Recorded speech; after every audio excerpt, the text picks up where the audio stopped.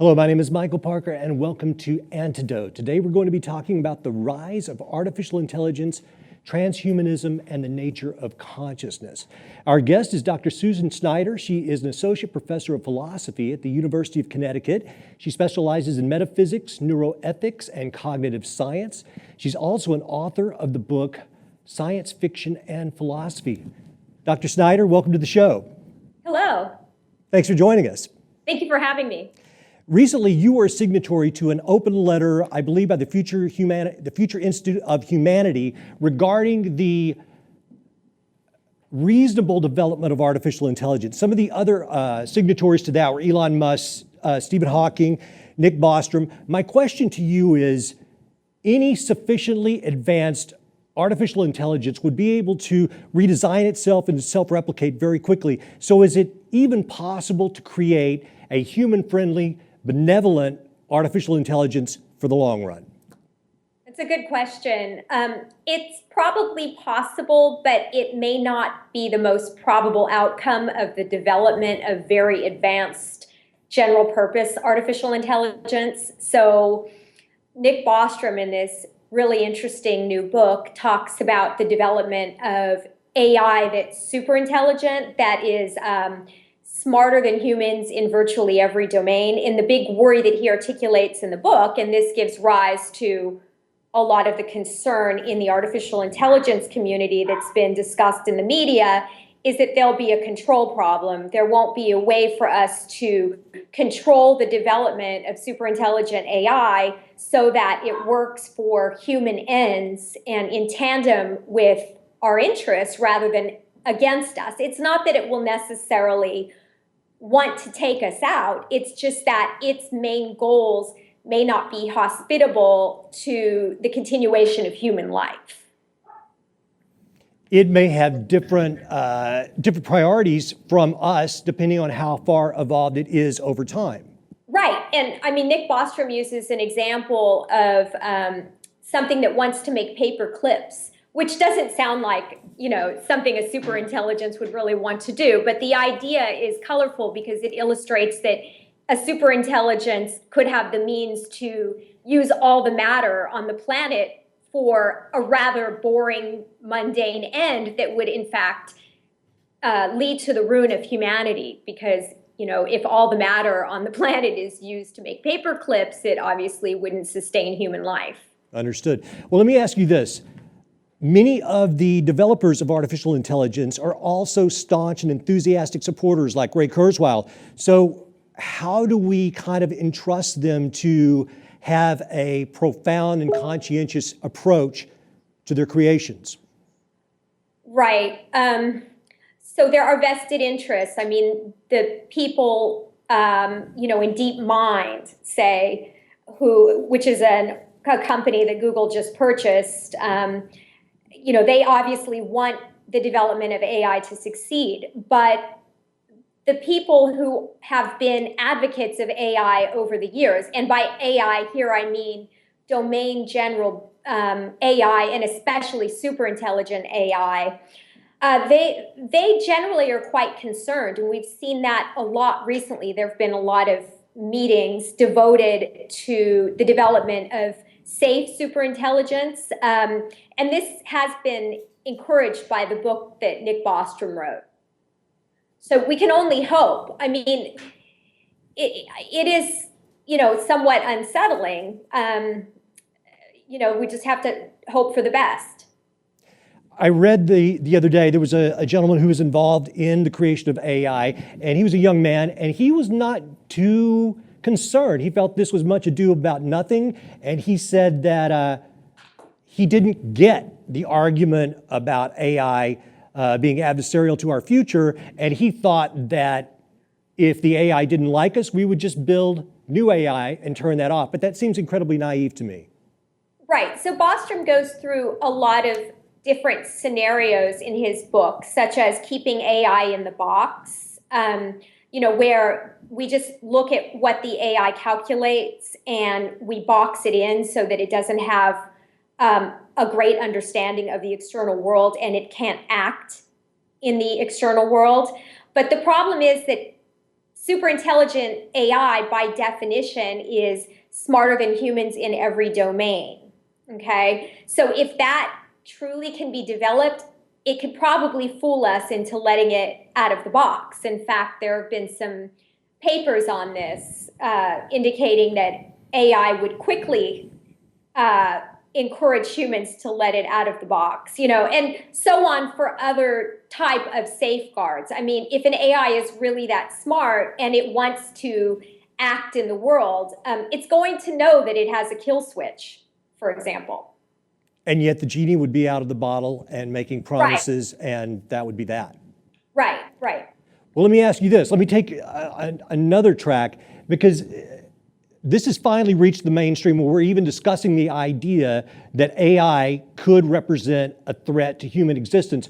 But I would ask, doesn't our human desire to merge with technology also represent a threat? Because we love our iPhones. Who wouldn't want to be a $6 million man? Who would not want to augment their intelligence or physical abilities? Right, right. So, advocates of transhumanism like the idea of merging with technology, and I think that's one reason why people like Kurzweil encourage the development of superintelligent AI.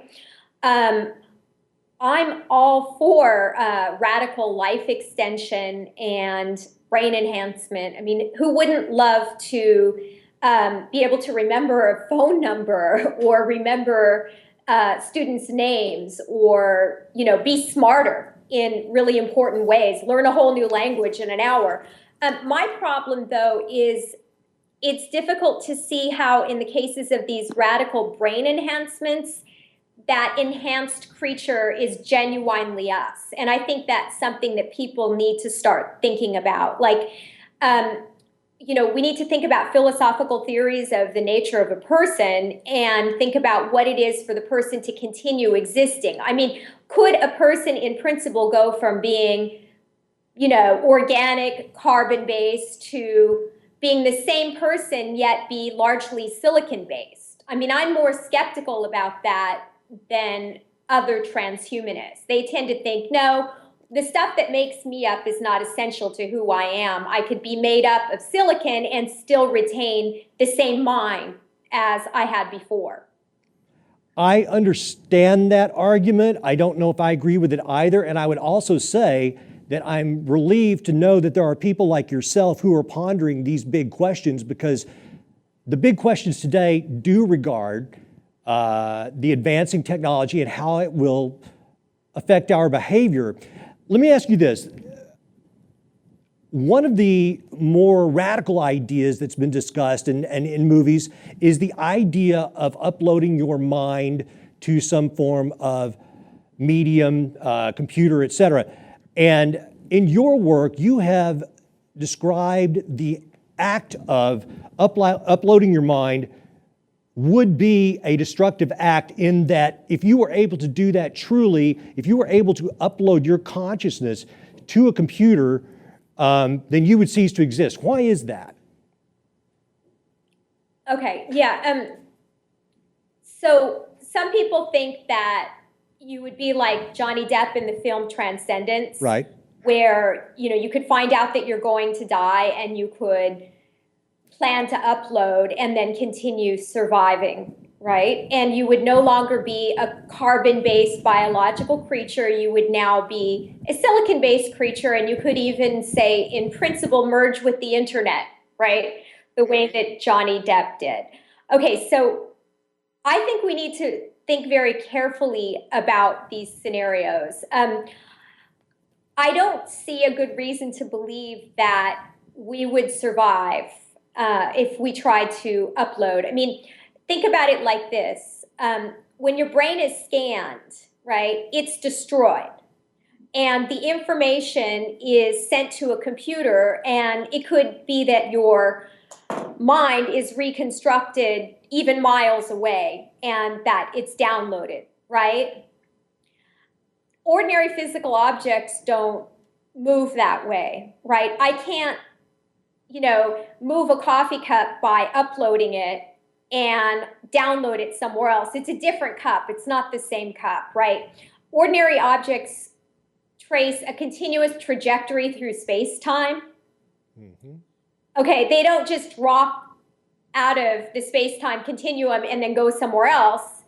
And ordinary objects don't move by having their information copied somewhere else. Now, some people say, no, the mind is like software. You can upload and download it at will. I think that's what a lot of transhumanists believe, okay? But I disagree with that. I think that software is an abstract object. It's like a mathematical equation. So if my mind was like software, it would be abstract, like a mathematical thing. And abstract entities are, by definition, outside of space-time. They're not concrete spatiotemporal things. That's just the definition of, what an abstract entity is in a field called philosophy of mathematics. So I think people who think the mind is a program are making a category mistake. The mind can be described algorithmically. That's an interesting upshot of cognitive science. But that doesn't mean that we are a software program. So it doesn't mean that we can upload and download wherever we want. We have to be more careful about a decision to download or upload. It may end, our conscious existence. Now, it may create a new creature somewhere else, but that creature would not be me. I agree.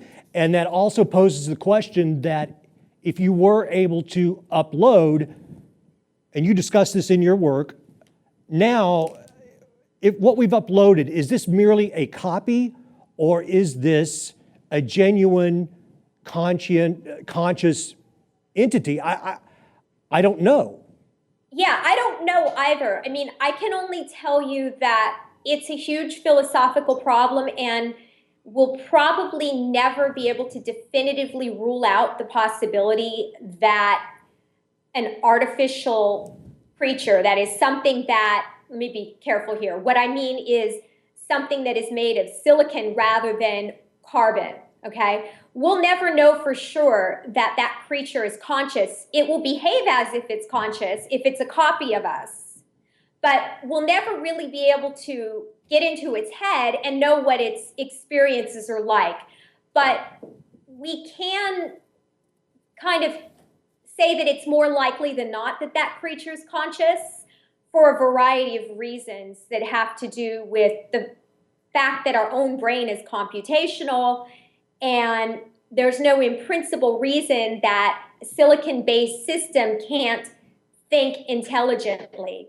Our computers are already doing amazing things, and supercomputers like IBM's Watson, have these great natural language processing abilities. So I think in the future, there will be genuine domain general artificial intelligence, and it's probable, it's more likely than not, that when we get to a level of intelligence being super intelligent AI, that it will be conscious. But we'll never know for sure because we can't step inside of somebody else's head and tell that that creature's conscious. If someone, you mentioned in your books, first of all, this isn't science fiction. To the audience, if they think that the idea of mind uploading is far out, DARPA's already working on this. There are papers to this effect of how we would do it. Let me ask you this. If a person, and I'm guessing in the future when this first comes about, it will only be for the affluent because this will probably be very expensive. But if I wanted to upload for the purpose of, let's say, continuing my life's work or achieving some goal, which is one of the scenarios that you described, that made me immediately think, well, then wait a minute. If the original perishes, now we have this duplicate that's out there to finish my original work. What happens when that goal is achieved? Is the duplicate now going to voluntarily terminate? That would seem to go against self-preservation.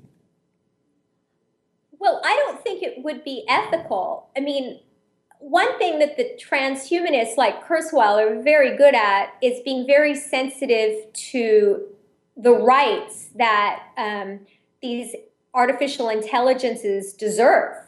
And, if you believe that they are genuinely intelligent and capable of consciousness, then, we don't have a right to terminate them, right? I mean, and so as robotics develops more and more, if the creatures that are developed are domain general intelligences, then it's best to give them the benefit of the doubt and accord them with the same rights that we accord humans. Okay, well, if a person successfully uploads, and like the Johnny Depp movie we were discussing earlier, it would seem possible and probable that after uploading, they would want to extend their consciousness or extend their dynamic mental range by then merging with artificial intelligence. So my question would be is, if that happened, would the original individual not finally just dissolve? And even further than that, if this became a widespread practice, wouldn't society, civilization completely dissolve as well? We'd become some form of hive mind or Borg type. Like Borg? Yeah. Well, one thing that we should bear in mind is we're talking about this and, we're trying to conceptualize it. But as Nick Bostrom says in his book, we don't know what the shape of superintelligence is going to be. And it's really difficult to know how things will go in the future. But in principle, if someone uploaded, okay, my view is that's not genuinely them, that's a copy. That creature's already a form of artificial intelligence. Agreed. It's like your duplicate instantiated in a computational system. Now, I think that there are many ways an upload could choose to continue to exist. It may rigidly want to be very similar to its biological incarnation, or it may get really creative. It might start saying, hey, I'm going to add echolocation. I'm going to seamlessly merge with the internet. Then you're right. The idea of the individual's identity changes. Now, I don't know that everybody in a society would choose to do that or to, merge with a hive mind, right? Right. I mean, some members of society might, but there will always be people who choose to live off the grid and choose not to enhance their brains. I mean, look at the Amish, right? I mean, there's an interesting book about this by Joel Garreau, and he calls these individuals the naturals. They're the ones who would choose not to enhance, maybe because they're concerned about retaining their identity over time. If they radically enhance their brains, would it really be them? Well, it raises a lot of spiritual questions, and certainly there would be people who would feel very uncomfortable with this idea of changing their biological form into a post-biological form. And like yourself, I find it difficult to believe that the divinity of the soul could transcend into a silicon medium. I could be wrong, but at this point, I find that difficult to believe. I think you're just creating a copy, and that is something else entirely. Let's move along to a different idea regarding super artificial intelligence. I had the thought that what if superintelligence that we've created made contact with extraterrestrial life? Is it possible they could do that before us? And would they feel inclined to tell us?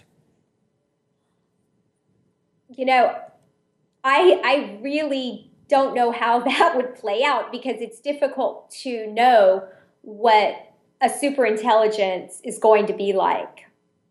If the superintelligence is designed after us, say created based on reverse engineering the human brain, it's easier to predict what it would do. Maybe in that case, it would work in tandem with human interests. So I've talked about the possibility that superintelligent AI will be throughout the cosmos. Let's talk about that, because that was one of the most fascinating parts of your work. And I think that there are going to be a lot of people who are interested in the UFO extraterrestrial hypothesis that will not have heard this before. And if they follow UFOs, they're looking for, the nuts and bolts, hardware, flying saucers, et cetera. But you hypothesize that you believe that it would be SAI, which I suppose is super artificial intelligence. Tell us why and how you think this would exist. Yeah, first I better mention I don't have any evidence for the existence of UFOs. Understood. So I'm not making arguments about space aliens coming down to Earth. We're talking here about work in astrobiology about intelligent life on other planets. And my line on that is that the most intelligent civilizations will actually be forms of superintelligent artificial intelligence. And there have been several interesting astrobiologists who've argued for this point, such as Seth Shostak over at the SETI Institute, as well as Paul Davies in a book called The Eerie Silence, and Stephen Dick, who was recently a chair of astrobiology at the Library of Congress. So, I think there's some sober-minded work there about thinking about what the shape of the most intelligent civilizations would be like. And, if it is indeed the case that humans go in the direction of developing artificial intelligence and enhancing their own brains, it may be that other civilizations have followed that pattern as well. And I guess the Earth is younger than a lot of other planets that could support intelligent life. So the claim in the astrobiology literature is that they've already reached that point. We haven't yet, but the most intelligent civilizations would be much older than earthly civilization, and that they would already have reached superintelligence. It's very sobering. I understand. And the deal is, you call it the short window, that whenever a civilization begins to use radio signals, they are only 50 to 100 years away from the type of technology that we're potentially talking about here. And you make another interesting point that really a silicon-based postbiological organism would travel in space a lot better than a fragile carbon-based organism. Yeah, it looks that way. And you also have made the point that because silicon is a great conductive agent of information, that there probably is the possibility that could conduct consciousness. Right, exactly. We'll never know for sure. And similarly, an AI will never know if a biological organism is conscious for sure. They can't step in our heads and we can't step in theirs. So we are assuming that each other is conscious. We don't know. That is a mind blower. Yeah. Well, it's similar with other people. I mean, you can't tell that the person next to you is conscious. That's called the problem of other minds. It's just that we infer it on the basis of biological similarities and behaviors. But we don't have biological similarities to work with in the case of artificial intelligence. Understood.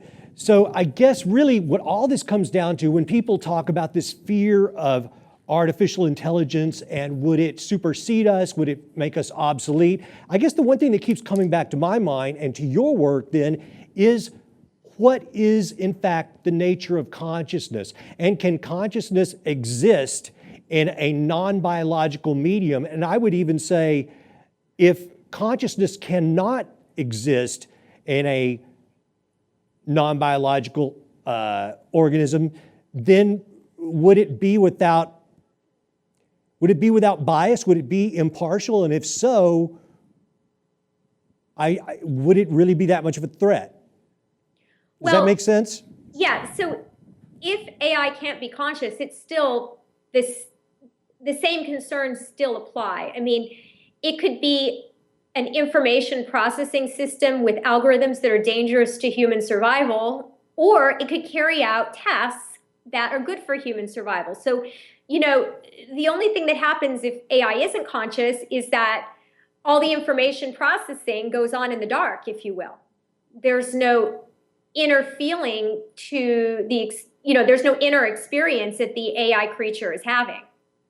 And that, I think that it would be quite sad if humans upgraded to artificial intelligence, if that was the evolutionary path that our species took, and if that's the evolutionary path that other species throughout the cosmos have taken, and they are in fact not really conscious. I mean, it doesn't matter how smart they are if they're not conscious. That would be very sad.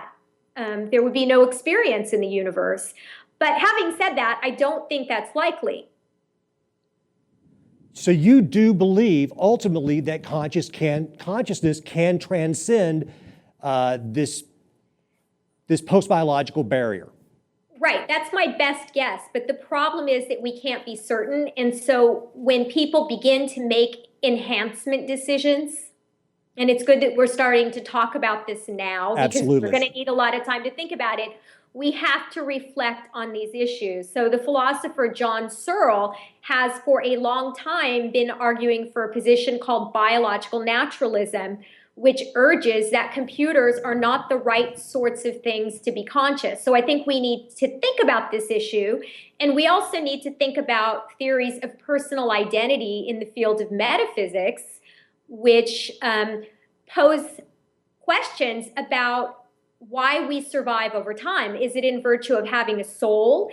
Is it in virtue of having a sort of psychological continuity with our previous self? Like if we wipe out all of our memories, will we still be the same person?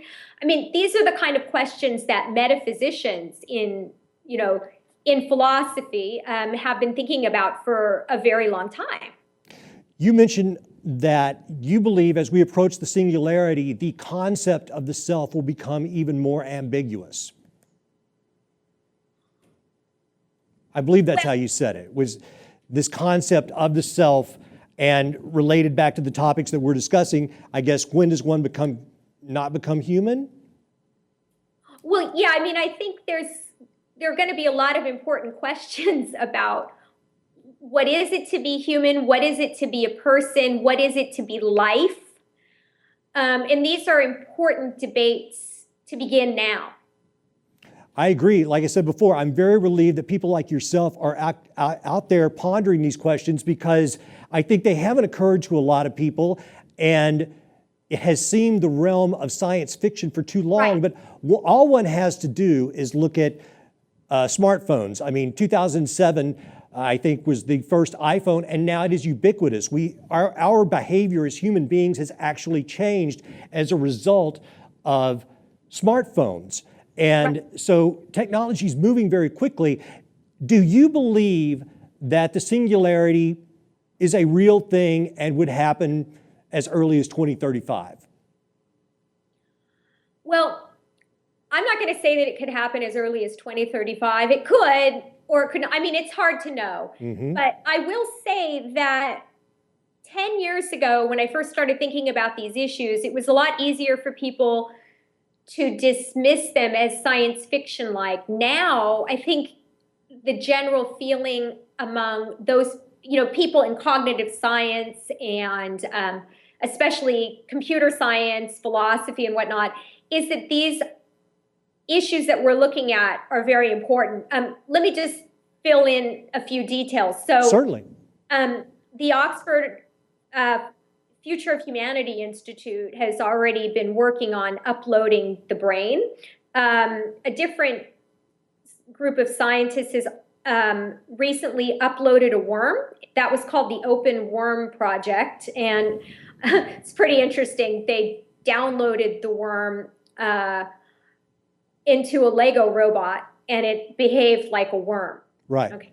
So, I mean, uploading's being developed, like it or not, and I anticipate that individuals who've been cryogenically frozen, like over at Alcor, for example, Yes. whose brains are very damaged, might be some of the first uploads. That's right? interesting. Because, I think there's a lot of interest in uploading because people want to survive death.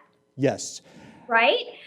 And there are other reasons why uploading is being developed as well. I mean, over at Oxford, they emphasize that brain emulation, which is another expression for uploading, could lead to the survival of our species. I mean, what if it's the case that we do something terrible to our environment and the only way for our species to live on, in a sense, is by uploading, right? I mean, at least creatures that were like us could continue to exist, you see? So there are a lot of reasons to develop uploading.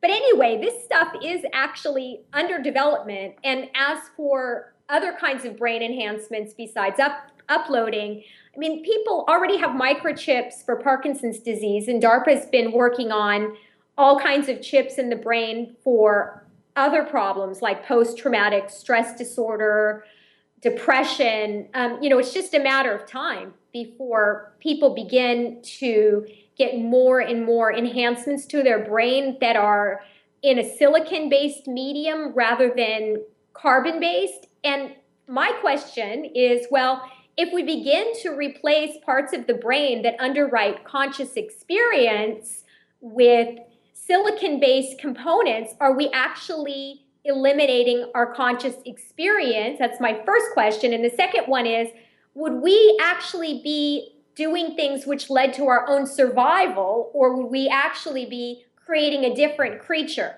rather than us? Can we really survive that? Understood. And my question would be, because here again, I've been trying to think this out. Consciousness, how do you quantify what is consciousness? I mean, if a person is in a comatose state, that's one level. If they're dead, that's one level. If they're alive and functioning, that's another level. But how do you measure that? And how much consciousness is required to be the whole you, which takes me back to the mind uploading idea, because I was thinking this may not be analogous and this may be a ridiculous example, but I was thinking, if I drive a car and I don't have a gas gauge, I don't know if I have a full tank, a half tank, or an eighth of a tank, but the car drives the same. And if one was uploading their consciousness to a computer, how much consciousness is required to be a fully conscious version, because we can't quantify how much or what consciousness is in the first place. Yeah, so there's a lot of interesting research on these questions. I did a book together with Max Bellmans of the University of London called The Blackwell Companion to Consciousness, which has essays that cover a lot of that material. And it is coming out in second edition, and hopefully we'll have some interesting updates about anesthesia, and unconscious mental processing and whatnot. But I can't do all that justice. I mean, I think the fundamental question here is whether silicon would even support consciousness to begin with. Agreed. Yeah. I think that is the ultimate question. Dr. Schneider, thank you so much for being part of the show today. I hope this is just the first of many conversations we're going to have, because your work is fascinating and you've answered a lot of questions that I've had over the past few years when I look at this whole idea of transhumanism, posthumanism, artificial intelligence. Your work is fantastic. Well, it's very kind of you to say that, and I really appreciate that you bothered to read my work and that you wanted to discuss it. Thank you for having me. Well, thank you for coming on board. Ladies and gentlemen, I appreciate you watching the show. If you enjoy the videos and the work that we do here, please like and share all of our videos across your social media of choice. If you'd like to reach out to me, you can tweet to Michael Parker LA or Antidote Show. Next week, we're going to be joined by a woman who may be going to Mars. Her name is Jamie Del Rosario, and it's going to be an amazing show. I can't wait to hear what she has to say. Until next week, remember, together, we are the antidote.